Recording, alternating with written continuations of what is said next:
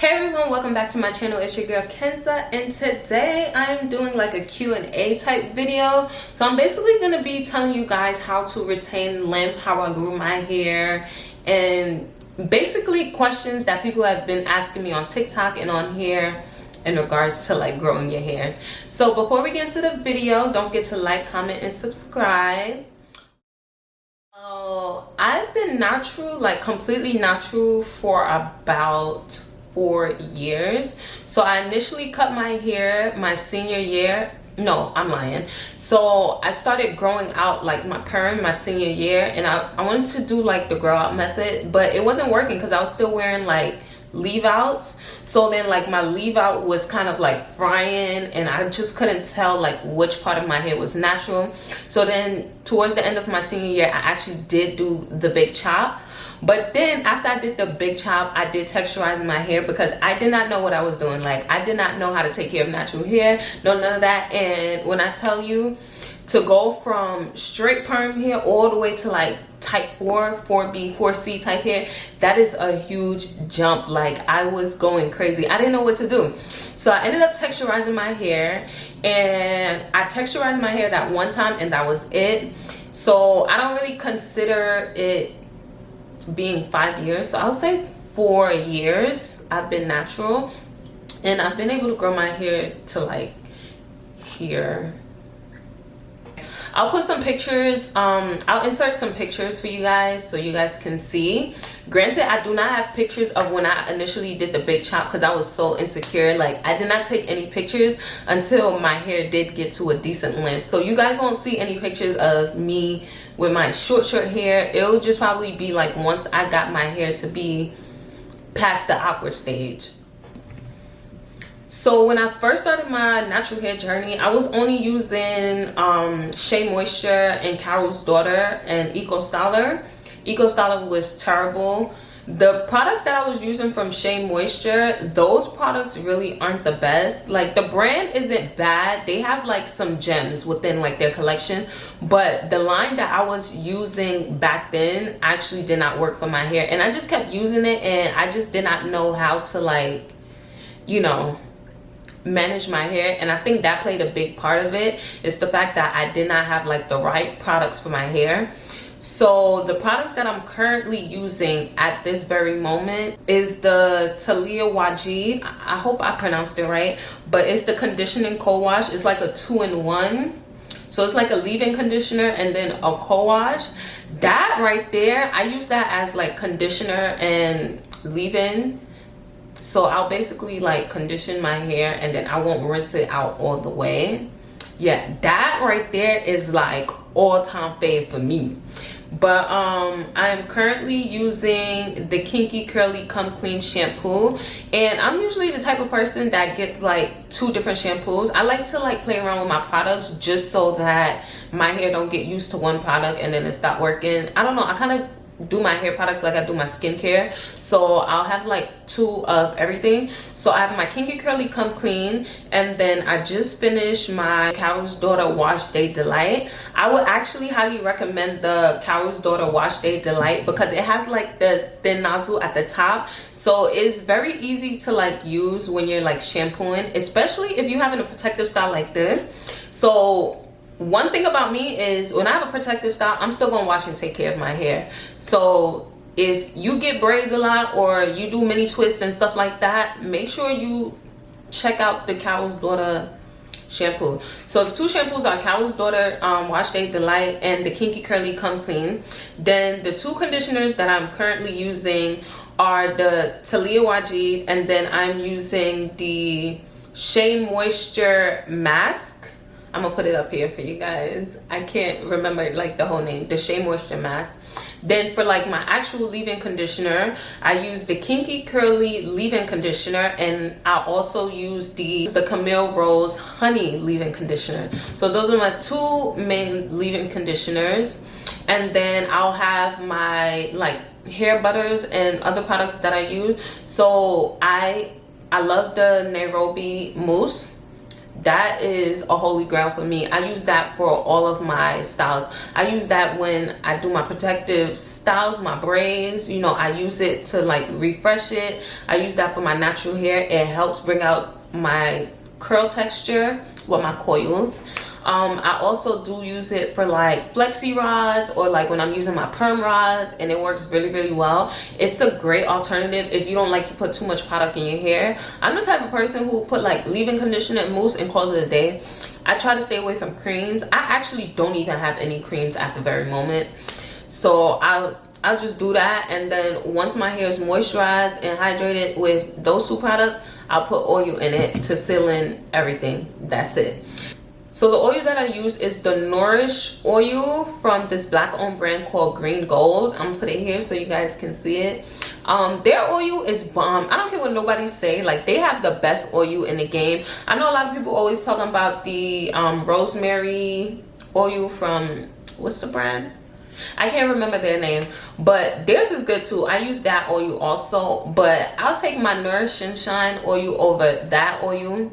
So if you guys do want to check it out, I'm gonna leave their information in the description box below so you could check their site out and, you know, go and get you some oil. And no, this is not a sponsorship. They don't even know I'm doing this. Like, I literally walked up in there randomly one day, bought the oil, and I was like, yo, this John is fire. Now that I've given you guys the products, I just want to put a disclaimer out there. What works for me may not work for you. And I had to learn that the hard way. I was listening to a lot of YouTubers, a lot of Instagrammers, like people will post products, and none of those really worked for me. I kind of had to find my way, but it was easier once I found someone who had like hair texture like me. So I had type 4 hair texture. I'm more on the 4B, 4C side. It really helped finding people that had hair similar to mine, and then basically just finding my way based off like the products they recommended. So don't be out here looking at all these other girls that do not have hair texture like you and using their products and thinking it's gonna work. Me, I was looking at girls that I basically looked at like the type 3 girlies, because that's what they were pushing when I first went natural. Like nobody was really pushing like the type 4 girls. Even now it's a little difficult, but there's a few YouTubers that, you know, do have type 4 hair that, you know, I kind of found recently, like within like the past 2 years, that kind of helped me with my journey. But most of it was just me trying out products and just learning and figuring out what works for me and what don't work for me. If you can, try to get like small travel size products of things, so then you can try it first before you invest in a big bottle. Because when I tell you, yo, money went down the drain. They're expensive. Like nobody had time to be dropping $15 on a product that's not even gonna work, and that's only gonna last like 3 washes. No. So the next thing you want to focus on when it comes to retaining length is creating a routine for yourself. So I have a wash routine. I wash my hair every 2 weeks. I know some of y'all probably like, that's too much, but trust me, the more you wash your hair and the more you take care of it, the easier it becomes, the easier it gets. Okay, your hair loves water. Okay, so you need to be giving your hair as much water as possible. Even like when I had like my mini twist, like I would spray my hair with water every single morning, and I tell you, my hair was really like, it was loving it. Okay, so for the first of the month, what I'll do is I'll get a cleansing shampoo, a hydrating cleansing shampoo. This is usually after I take out a protective style. So you get a cleansing hydrating shampoo, you get a hair mask, and a deep conditioner, like a very hydrating deep conditioner. So those are the 3 things that I focus on for my monthly wash. I'm focusing mostly on getting it clean and getting moisture back into it, because it's usually after a protective style. So you want to bring your hair back, okay? You want to give it extra love. Okay, now for the second week, it's just a regular wash. I just use any other shampoo I have. That's when I use my Talia Wajid cold wash conditioner. That's always for the second wash. I don't know, it just be giving a little oomph to my hair, so I just use it then. And then every 3 months, I'll use my Curlsmith Bond. Basically what the Curlsmith bond treatment does is it basically targets hair bonds to strengthen and repair from the inside out. So I do that. Did I say every 3 months? Oh my goodness, I'm so sorry, guys. I do that every 2 months. So for me, it's recommended that I do 3 to 4 wash. It varies depending on like your hair type and your hair porosity. So when you buy the bottle, it'll actually tell you on the back how often you should use it depending on how your hair is. I'm gonna be honest with y'all, I trim my hair like every 4 months. Yeah, I basically just trim my hair when I feel like my hair needs to be trimmed. Like, don't let these people on social media fool you. Like, they'll tell you, oh, you need to get your hair trimmed every time you go and stop. Someone said you have to go and get your hair trimmed every time you style it. That really baffled me. At that point, I just knew not to listen to nobody anymore. But they'll say like every 3 months. Some people say every 2 months. That's just a little bit too much, especially if you're trying to grow your hair. Like, if you're constantly cutting your hair, you're not doing anything. Like, you're literally doing absolutely nothing. So if you go on my TikTok, you see me straightening my hair a lot. I only did that because my first video blew up and I was like, yeah, your girl trying to I'm trying to be a TikTok star. No, but I personally only straighten my hair probably like 3 times, and that's when I'm going to get my trim. I'm gonna be honest.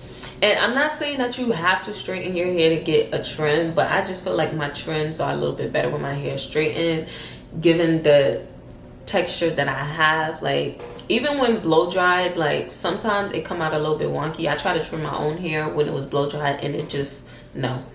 So I know to trim my hair when it is straightened.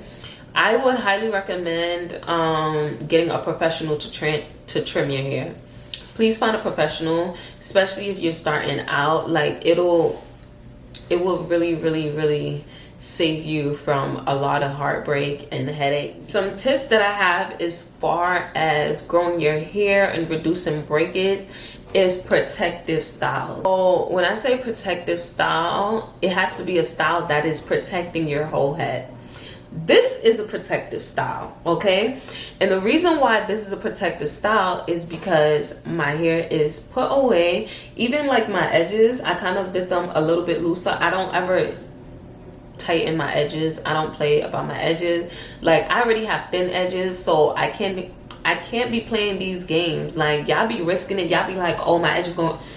I have thin edges. I cannot be sitting here trying to do all these crazy nonsense. So when I did these braids, I actually did make the perimeter have less extensions, so then it doesn't pull and tug on my hair.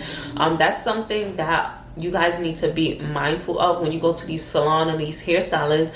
A lot of these hairstylists, they're braiding your hair tight from the edge all the way back, whether it's Africans or, you know, the Instagram girl, mostly the Africans, because they braid everything tight. But I just want to let y'all know that a protective style is any style that protects. Yes. I think about it at least once a month, maybe twice. Like, there's days where like I just have a hard time taking care of my hair. Like, it is a lot of work. I'm not gonna sit here and lie to anybody and say that it's easy. Yeah, you should be natural. Like, if you're someone who's busy and you do a lot, you just got a life. Having natural hair, especially type 4, is hard, okay? Because you have to be patient with your hair. You have to take care of your hair. You have to show your hair love. And sometimes, like, we don't have the energy to do that. We don't have the capacity to do that.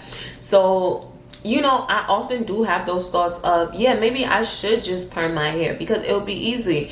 You know, you just wake up, throw your hair in a bun, a nice, cute little slick back. Me personally, there's not one product out here on the market that's gonna lay my hair down. I have to use 2 or 3 products in order to get my hair to slick down, which is so frustrating because it's just like, sometimes people don't have time for all of that. And then on top of that, using all that product, it's gonna have to, you're gonna have to wash your hair. I don't know about y'all, but me personally, I can't be putting so much product in my hair and then like keeping it in my hair for days. Like, if I do like a slick back and I have all that product in my hair, my next wash day has to be in the next 2 days because I don't know, my scalp just get irritated. I just feel like everything is just clogging. Like, it's just too much. But yeah, I do think about perming my hair a lot, and I wouldn't sit here and tell you guys that I'm never gonna perm my hair. It could possibly happen in the future. I don't know. I probably won't. I probably will, because I actually do love my natural hair, and it really took me a long time to like learn my hair and really embrace it. If you're thinking about perming your hair, by all means, judge-free zone. I know the natural hair community is a little crazy, but me, I'm not judging you. I completely understand both sides of the spectrum. I believe those were like the main questions that everyone was asking. I know there's gonna be a very short video. If you have more questions, feel free to leave it in the comment section below and I can answer more. I just wanted to take like the main questions and answer those, because the same people kept asking me the same thing, and I'm just like, why don't I just make a video and, you know, answer the question so that I don't have to keep repeating myself. It'd be a lot, y'all. But yeah, so thank you guys for tuning in. Again, my name is Kensa, and I'll see you guys next week. Bye.